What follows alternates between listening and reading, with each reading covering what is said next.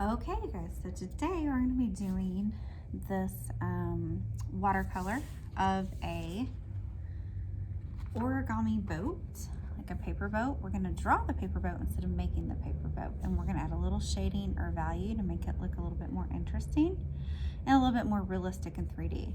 And then we're going to do this loose watercolor around it, like it's in this watercolor ocean or water.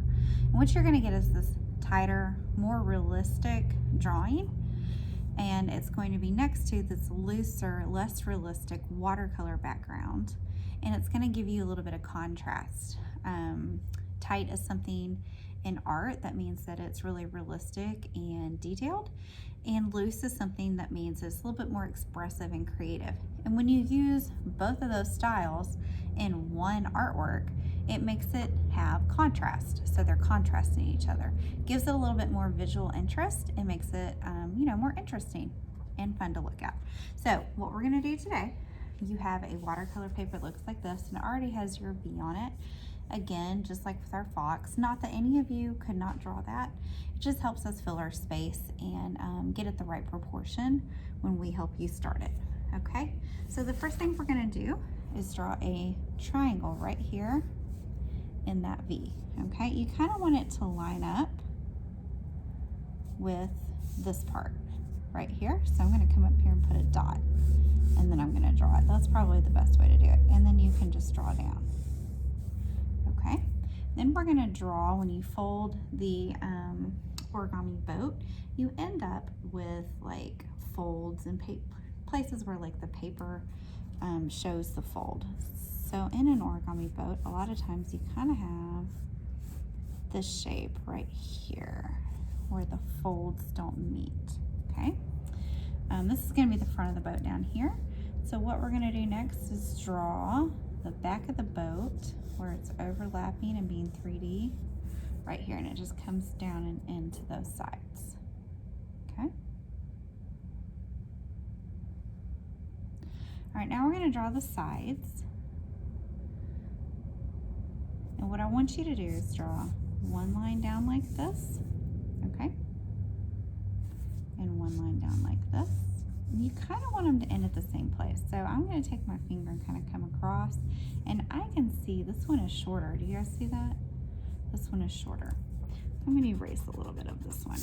And that's okay. It needs to be end at about the same place, not exactly the same place. And then these come up to that center point again. Right? And then we're still going to draw a center line here, and there's these folds down here. This one shows that there's something inside of here. It's like the paper is folding back over another piece of paper. This is still the outer paper, but it folds. So you draw this line down, and then you just connect this to here and this to here. Now we're not going to shade yet. The next thing you're going to do is trace it in Sharpie. So you can do that while I'm doing that.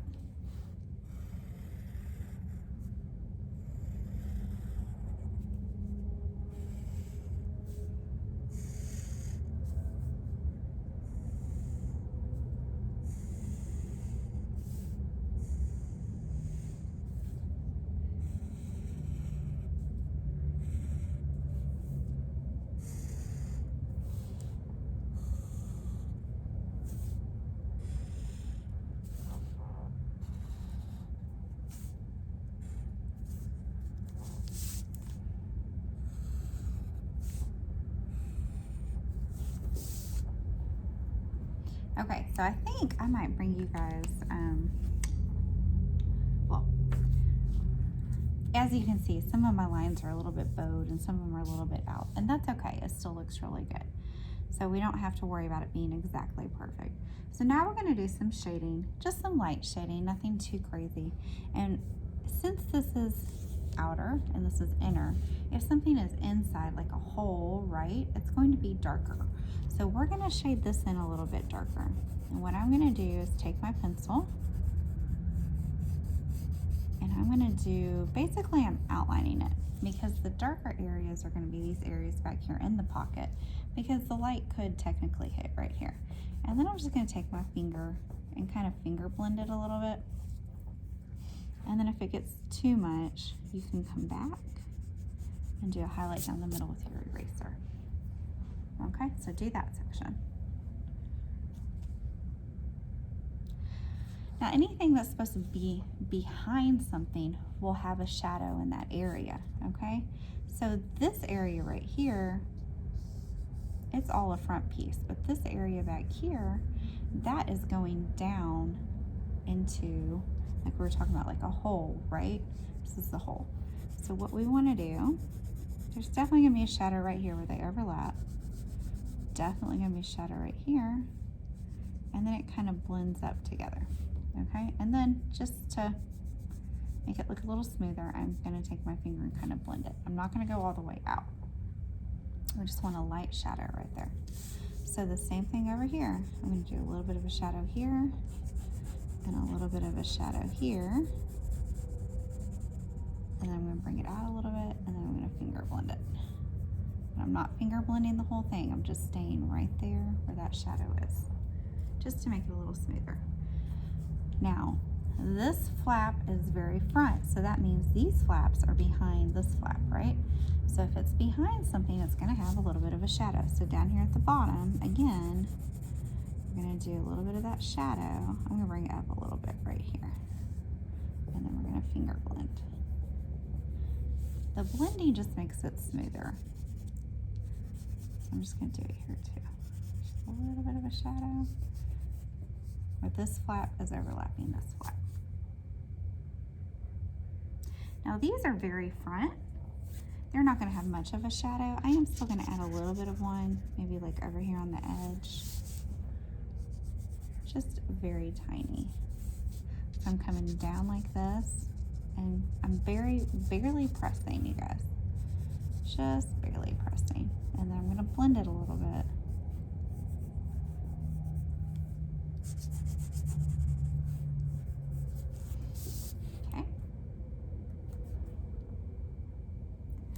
And now the last one, this one, it's going to have more of a shadow. It's meant to have a bit of an indentation.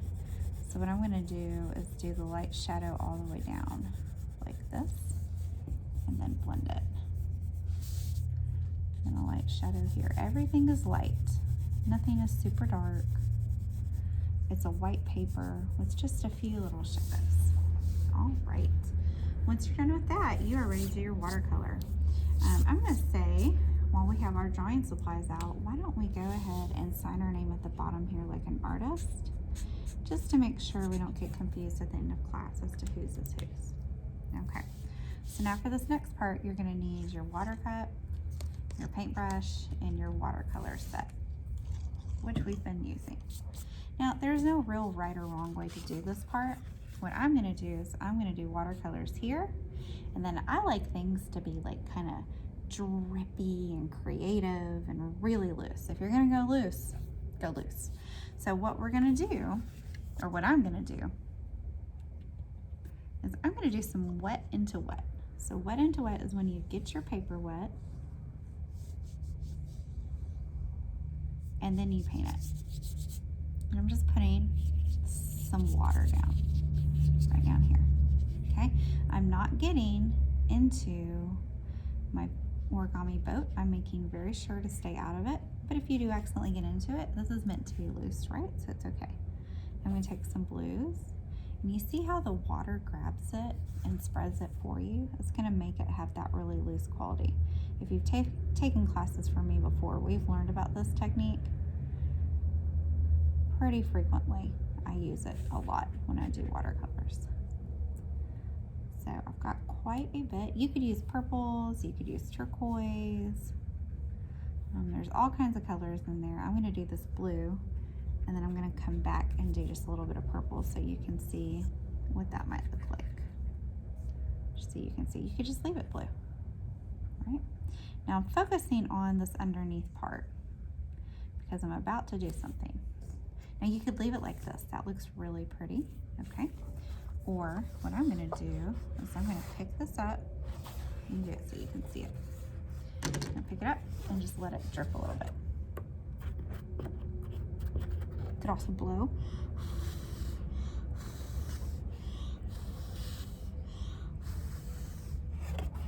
Let it have some drippies.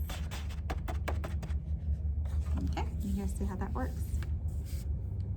The other thing you can do, if you don't get as many drippies as you want, is you can come back and you can load your watercolors with some dabs like that. And then before they have time to soak in, pick them up and drip them again. It's not an exact science. You're gonna end up with what you end up with, okay? Now the next thing I'm gonna do, which you don't have to do, is I'm gonna take and do some actual drips. I'm gonna do some of these where I get some water. I'm getting lots of water and some paint, and I'm just dripping. And these are gonna be big drips. Water, paint, drips. Then you could also do these where you take the water and the paint and you pull your paintbrush back and you do splatters.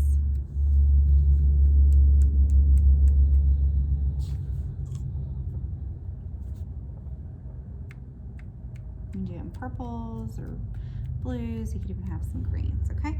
Now I did get some back into my boat, but the majority of my paint is down here. And then if you want to, you could even come back in and do some more dabs. I'm gonna do some dabs and blend some of this. You just mess with it until you like it.